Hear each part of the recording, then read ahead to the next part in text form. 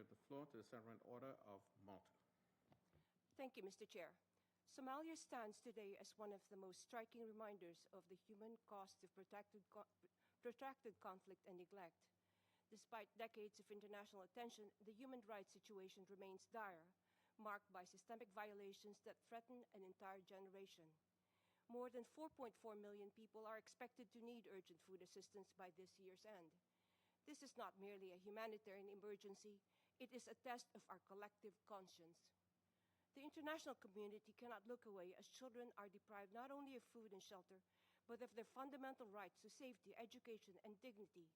Schools, mosques, and homes have become places of fear rather than refuge. Children are abducted and indoctrinated, forced into combat roles, and made to serve as human shields or suicide bombers. Young girls are coerced into marriages under the guise of religious duty, used as tools of recruitment and subjugation. These are not isolated abuses, they are systemic violations of international humanitarian and human rights law. Silence or indifference would only serve to normalize them. The Sovereign Order of Malta, through its humanitarian relief agency, Malteser International, continues to assist communities across the Horn of Africa, providing emergency medical care, nutrition, and psychosocial support to those most affected, particularly women and children. Yet, while these efforts are vital, they can only address the symptoms of a much deeper crisis. The progress requires sustained international engagement, investment in peace building, and the strengthening of local governance structures capable of protecting human rights and delivering essential services. Without this long-term commitment, millions will remain trapped between conflict and deprivation with little hope of a dignified future.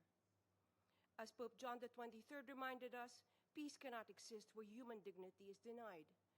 The Order of Malta calls upon global actors to renew their commitment to protecting civilians in Somalia and ensure accountability for all violations of international law. We urge a collective focus on root causes of vulnerability, poverty, displacement, and the lack of access to education, so that humanitarian assistance can evolve into recovery and recovery into resilience. Madam Independent Expert, given your assessment of Somalia's human rights situation, how can international partners more effectively support local governance structures and community leaders to uphold human rights and prevent renewed cycles of conflict? I thank you, Mr. Chair.